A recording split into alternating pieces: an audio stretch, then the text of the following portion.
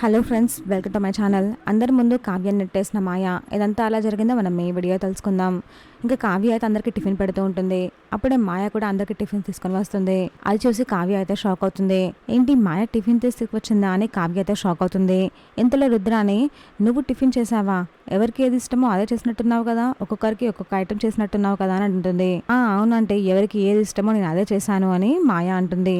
సరే అందరి గురించి పక్కన పెట్టు, రాజ్కి ఏది ఇష్టమో చెప్పు అని రుద్రాని అడుగుతుంది. పెసరట్టు ఉప్మా రాజ్కి చాలా ఇష్టం ఆంటీ అని మాయ అంటుంది.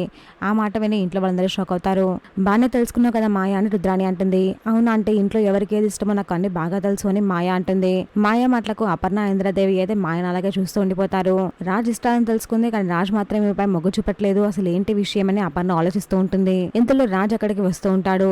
రాజ్ ను చూసిన మాయ కావ్య నెట్టేసి మరి, రా రాజ్ నీకోసమే వెయిట్ చేస్తున్నాను, రా కూర్చో, నీకు ఇష్టమైన పెసరట్టు ఉప్మా చేశాను రా అని పిలుస్తూ ఉంటుంది. కావ్య నెట్టేయడంతో కావ్య అయితే ఒక్కసారిగా షాక్ అవుతుంది. రాజ్ కూడా అలాగే చూస్తూ ఉండిపోతాడు.